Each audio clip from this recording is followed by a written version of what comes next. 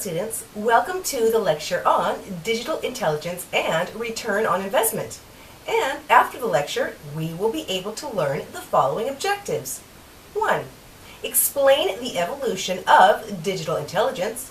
2. Define the traditional analysis approaches and digital intelligence. 3.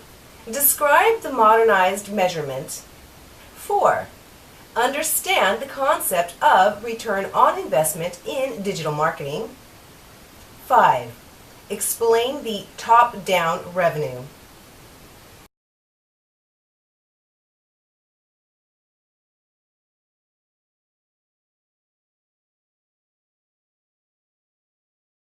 Let's start with a brief introduction to digital intelligence and return on investment. Digital intelligence enables financial institutions to collect and analyze data from multiple digital channels and build a relevant, dynamic, one-to-one dialogue with its customers. Personalized digital experiences increase sales and customer loyalty and boost marketing return on investment. Intelligent systems, IS, provide a standardized methodological approach to solve important and fairly complex problems and obtain consistent and reliable results over time. The definition of intelligent systems is a difficult problem and is subject to a great deal of debate. Let's now discuss the evolution of digital intelligence. Through interaction with digital technologies for work, play, and communication, the pattern for intellectual development is being altered. The multiple intelligences theoretical framework developed by Gardner is easily employed to provide evidence that digital intelligence, has emerged. Knowledge, ways of knowing, and intelligence. Information is a fluid that often takes on no form until a pattern is discovered that appears to take into consideration that many possibilities for assemblage exist, but settles on the most accommodating. Knowledge. Knowledge can be very broadly defined as what one knows or believes to exist. Many conceptions of the organization of knowledge exist. The task of demarcating kinds of knowledge is not unlike that of demarcating different territories on a map. Personal intelligence. Personal intelligence is an intelligence that involves reasoning about personality and personality-related information. Each of us has a personality, and personal intelligence allows us to reason both about ourselves and about other people. Collective intelligence. Collective intelligence is a proprietary technique that centers on the collaboration of clients' insights combined with expertise, forming a diverse group of goal achievers. Artificial intelligence. Artificial intelligence, also known as AI, is a sub-discipline with the field of computer science. The primary goal of this vast domain is to create intelligent agents, that is, to create software or a combination or software and hardware capable of observing and analyzing the environment in which it is present. The digital intelligence architecture. Digital intelligence comprises 6 layers. 1. Digital data inputs, incorporating data from all digital marketing touchpoints. 2. Business data inputs, putting digital marketing data into context with data from the business. 3. Data processing, collecting, integrating, and managing data with a high degree of speed and granularity. 4. Data warehouse, storing digital data to make it available for analysis and execution. 5. Analysis, analytics activities spanning dashboards and reports to data mining and forecasting. 6. Action, making analytical data and insights directly available to the applications that drive interactions. The evolution toward digital intelligence to drive CXM means one needs to start to demand more from data to improve its actionability in the 5 ways as: 1. Data must be visitor-centric. Aggregate data is simply not useful in CXM. No C or customer means no CXM. 2. Cross-channel. The web channel is not enough. In many cases, it is not even the most trafficked property. One needs to understand the complete digital experience. 3. Right time to real time. Action needs to be gathered at the right time in order to optimize results, even if that's now. Today's rapid-paced campaigns simply cannot wait until after the analysis is complete because the customer will be gone. Open. Digital intelligence is not an exercise in data warehousing or fancy business intelligence. It is about putting the data to use immediately. If the data is locked up in a proprietary system, it is of limited value in CXM. Predictive. Digital intelligence is not just big data. It is the intersection of big data with big science, predictive in nature and immediately actionable. Given the investment and revenue at stake, analytics is a critical function to support the development, validation, and optimization of digital channels. Web analytics is the logical hub of interactive channel analysis based on the historical centrality of the website. Did you know, in a survey of nearly 200 senior marketing managers, 77% responded that they found the return on investment metric very useful. In today's multifaceted digital landscape, standard web analytics methods are ill-equipped to keep pace with intricate multi-channel customer relationships. Customers expect a high degree of coordination and relevance across touchpoints, raising the bar for marketing execution and analytics.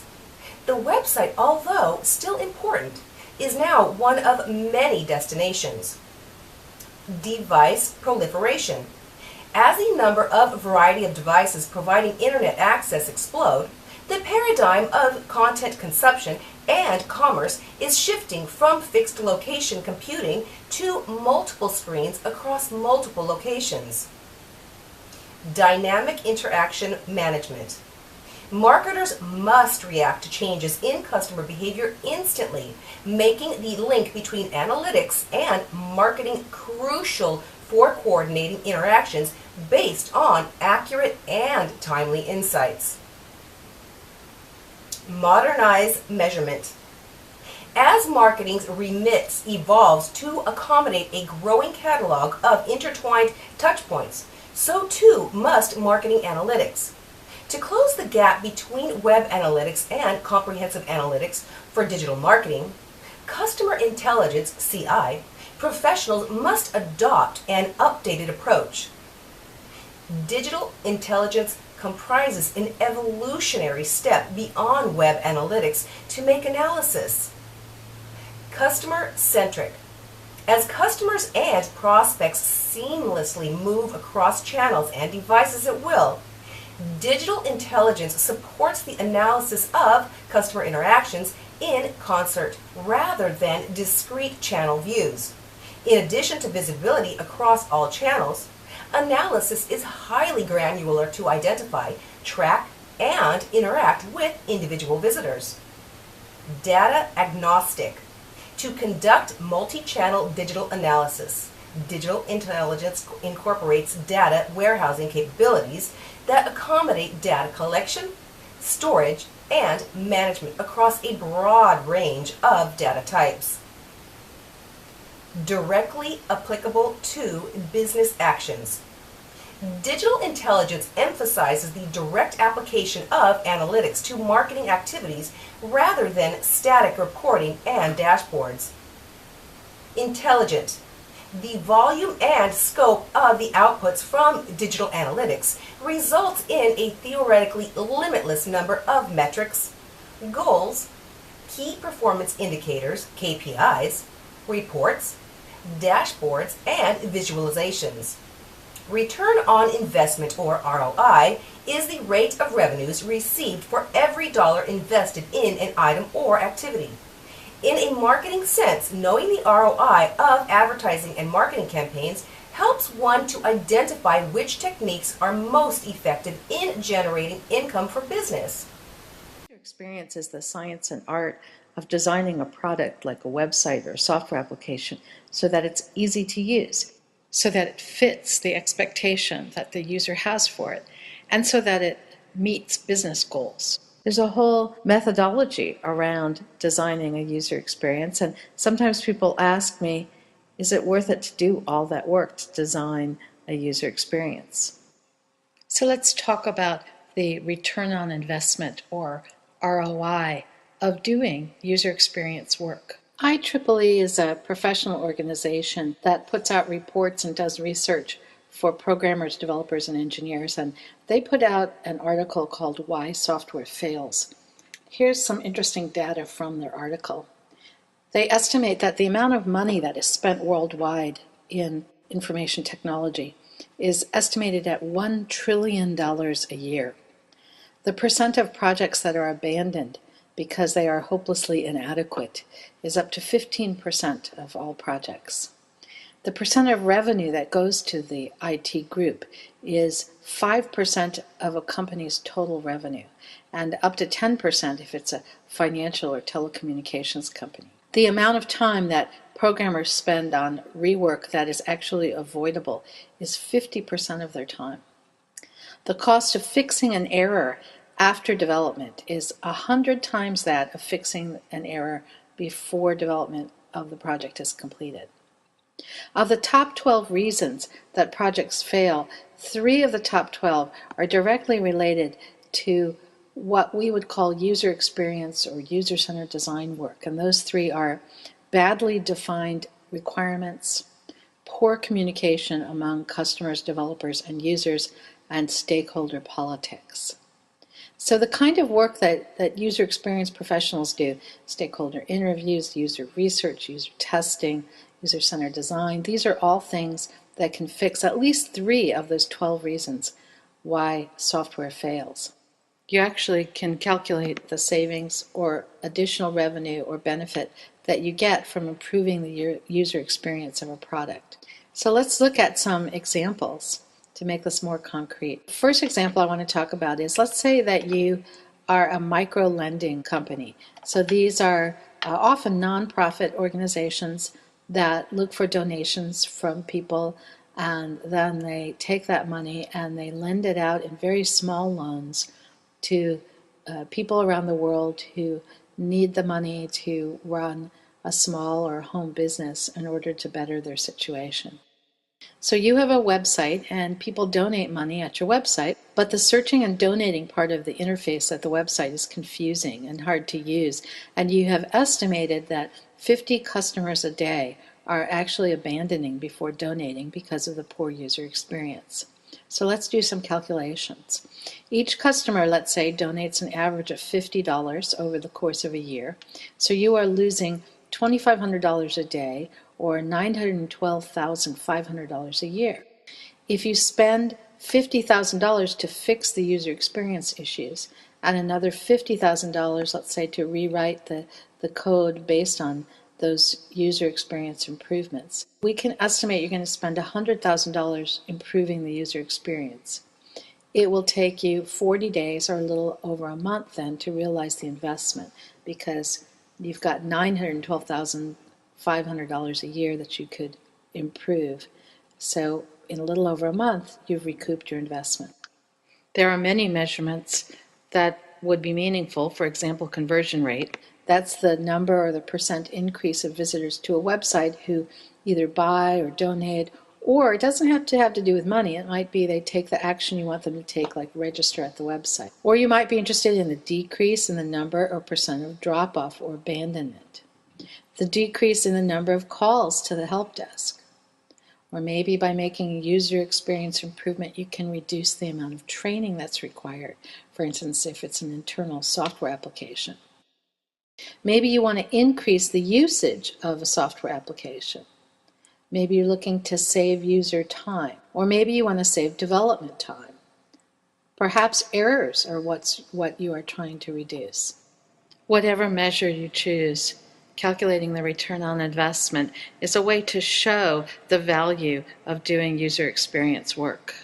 Here's one of my favorite quotes from Albert Einstein. I think he said it best. Any intelligent fool can make things bigger and more complex. It takes a touch of genius and a lot of courage to move in the opposite direction. In digital marketing, there are quantitative measurements: views, clicks, volume, and time, and qualitative complaints, feedback from surveys. Key metrics often used in digital campaigns to measure ROI include website visitors, click-through numbers on banner ads and email campaigns, customer complaints, blog comments, interactions on Facebook, number of comments or likes. One has determined what key metric is and assigned a cost per action, CPA, to that metric. One can easily determine marketing channels' ROI. Below are a few key ideas to keep in mind as one plans how to measure digital marketing. Define and challenge the metrics one is using for ROI. Understand the audience one is trying to target and segment them. Try variations on a theme on a smaller scale and measure the impact. Tie non-digital marketing efforts in with digital measurements. Test and repeat. Implementing a few best online advertising practices will ensure that online advertising efforts result in strong ROI. Begin with solid keyword research. Keyword research is the core component of effective online marketing and using keywords in advertising. Make sure research is data-driven. Organize and group keywords. Keyword grouping allows for more strategic online advertising for both PPC and SEO campaigns. Commit to advertising online. To see continuous benefits, one should regularly update and improve online marketing campaigns. Calculating ROI.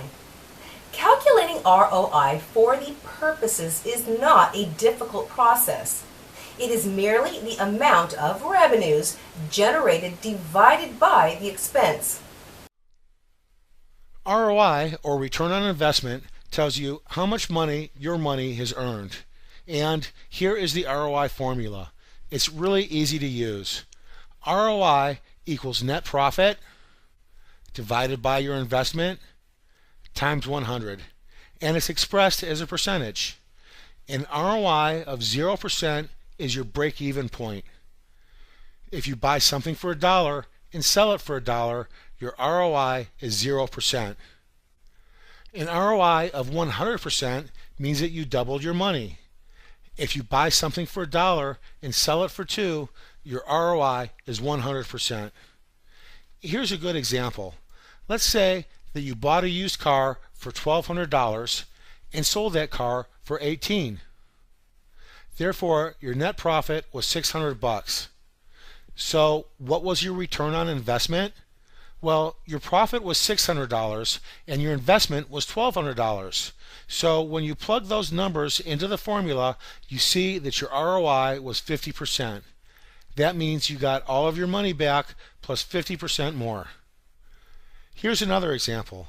Let's say you invested $2,000 on the stock market and then sold your stocks a year later for $1,200.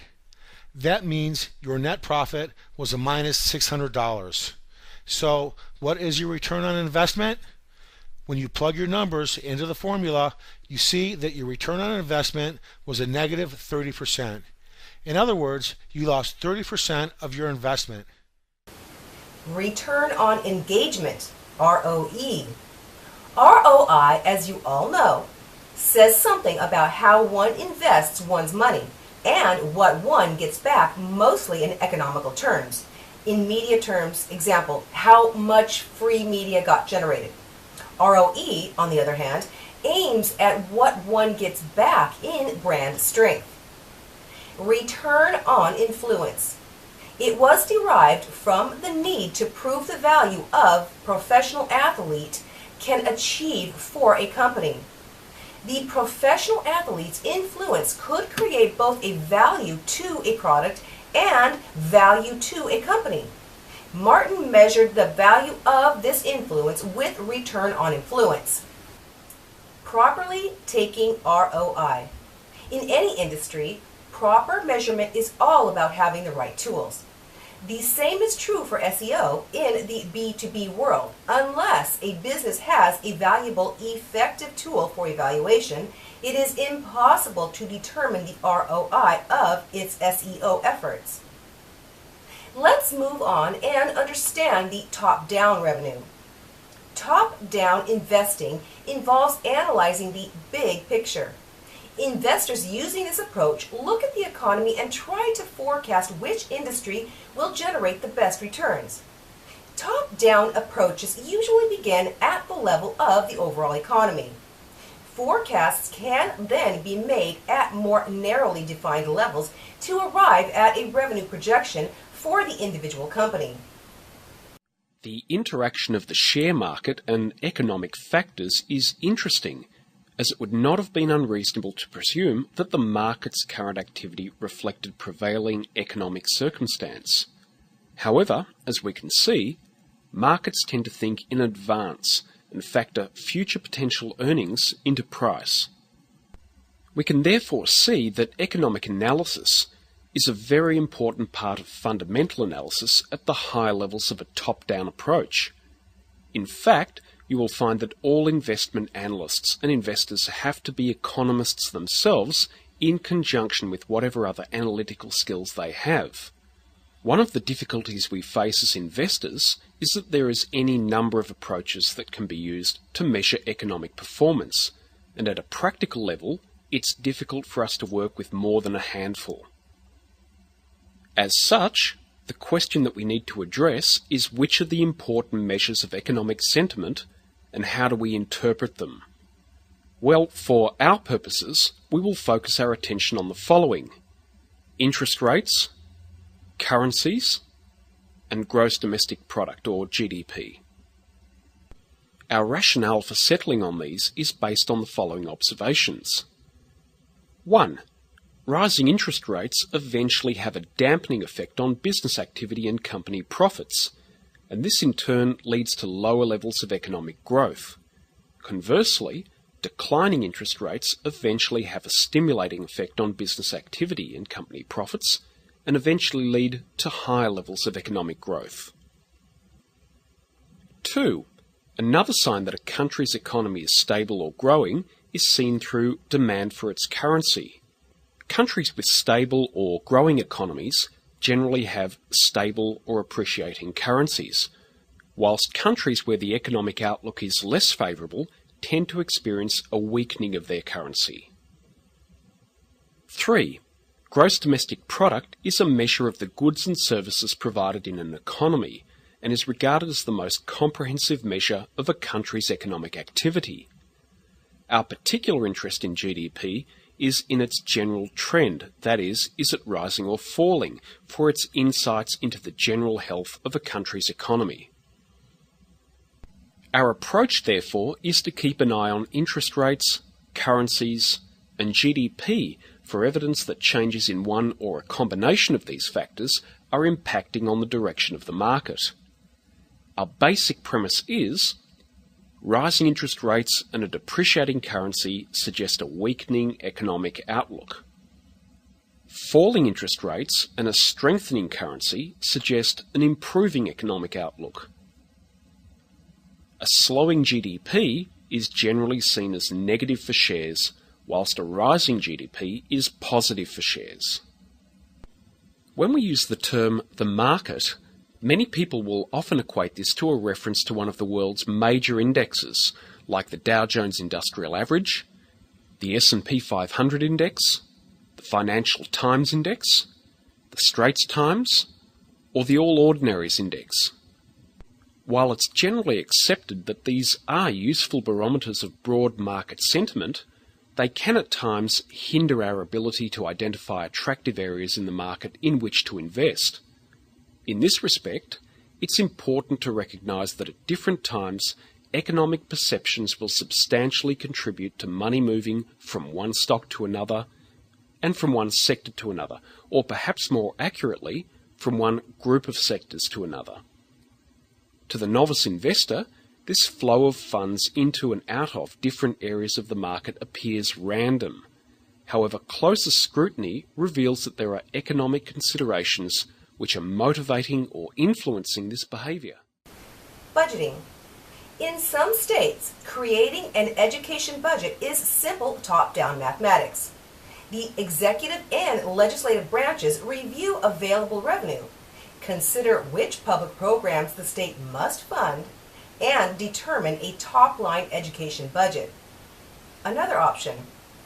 The good news is a growing number of states and districts are choosing a data-driven approach to determining the per-pupil allocation and conducting cost studies. Cost studies are often conducted as a result of legislative action. Now, in the end, let us summarize what we have learned in this lecture. Top-down investing involves analyzing the big picture. Investors using this approach look at the economy and try to forecast which industry will generate the best returns. Return on investment, or ROI, is the rate of revenues received for every dollar invested in an item or activity. It is crucial to clearly lay out how one plans to measure online efforts and what success looks like to one. Social media has 4 primary functions: to monitor, respond to, amplify, and lead consumer behavior, which can be linked to the decision journey people take when buying a product or service. In digital marketing, one of the key focus areas is return on investment. This is pretty standard and makes sense.